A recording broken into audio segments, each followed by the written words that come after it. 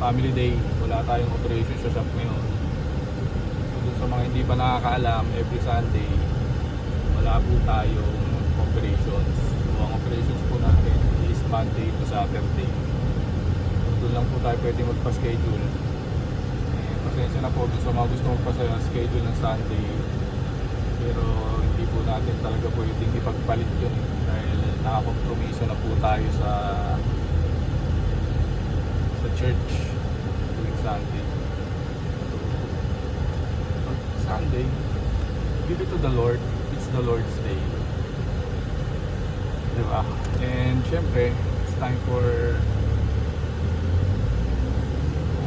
being with your family, spending quality time with your family. So kahit na araw ka naman na nagtrabaho, baka naman kulang pa naman yun, diba? Para ibigay mo yung isang araw para ma-replenish yung ating spiritual na pangailangan. Mahalaga din kasi yan pagka siyempre maraming mga distractions all throughout the week, all throughout the year. So mahalaga na yung compass natin nandun pa rin, nakaturo pa rin kung saan talaga tayo pupunta na direksyon. And syempre Sunday ngayon, so may mag-check ng unit nitong ating Honda Civic FC. Kita nyo naman, so sobrang maintained by Road Trend Philippines to. So siguro yung condition nito simula nung nabili yung brand new, masasabi ko na ganun pa rin.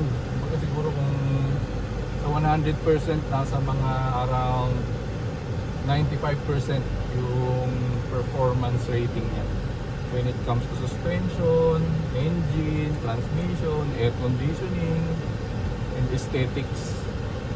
So alam naman natin na pagka Honda is talagang reliable talaga yan at napakadaling i-maintain.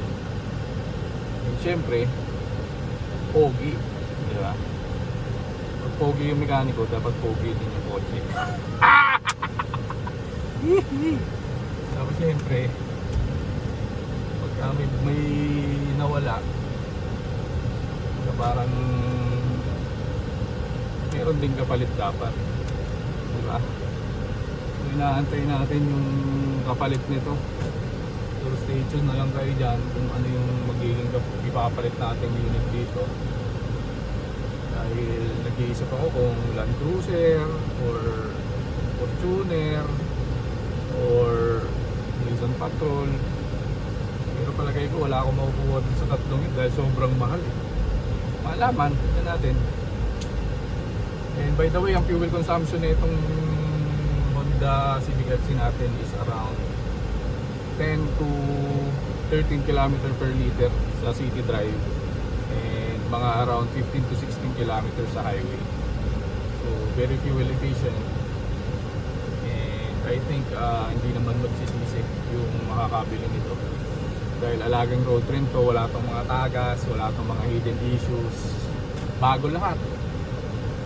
So bagong preventive maintenance, bago yung mga belt. So pag may issue, tag mo ko dito sa video na to yung makakabili, tapos babalik ko yung pera mo pag meron kang nakitang issue. Pero pag wala, siyempre dapat nagdagan mo yung huwag mo nang tawaran yung presyo, diba? Siyempre, bibihira na yung nagbibenta ngayon na na honest seller. Diba? Dun sa nga ng mga videos natin na nilalabas sa road trend, merong mga clients tayo na nakakabili ng mga second hand unit na binarubal. Pinatakpan nyo kung ano-ano, hindi sinasabi kung ano yung issue. Diba? Sayang. So, yun naman tayo, honest tayo sa mga negosyo na pinapasok natin. So yun din sa mga kliyente, sana naiintindihan ninyo yung quality nung bagay na binibili ninyo. Kasi syempre kung ikukumpara natin yan sa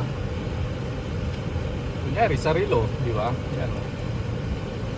Pag bumili ka ng relo, syempre iba yung quality nung mumurahin dun sa may presyo. Kumbaga iba yung yung sa ramdaman, sa itsura, sa yun, yung parang self-esteem na parang talagang ano yan eh, kumbaga bukod dun sa status ko, yung level nung ano, nung ewan ko, basta yun, yung pakiramdam iba pagka ano. Tuloy naman yung sinasabi namin dun sa mga bumibili, huwag kayong mag-settle dun sa presyo, at the same time dun sa itsura ng binibili ninyo, dahil sobrang deceiving yan mga boss. Dapat pag bumili kayo ng isang bagay, inaaral ninyo yan, kung magkano talaga yung price range niyan dun sa magandang condition. At the same time, alam ninyo yung ano, yung mga dapat ninyong tignan na mga red flags when it comes to buying second hand units pagdating sa mga sasakyan.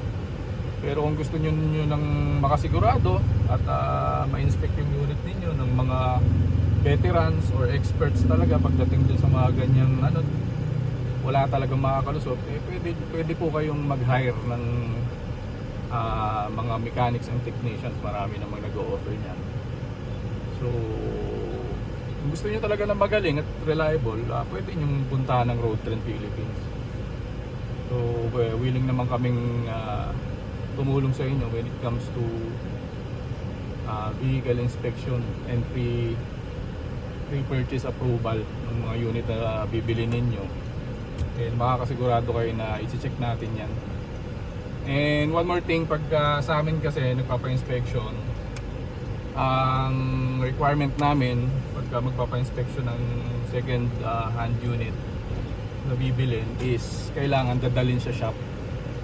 So para ma-inspect natin siya all throughout, para hindi naman masasayang yung ibabayad ninyo dun sa inspection, di ba?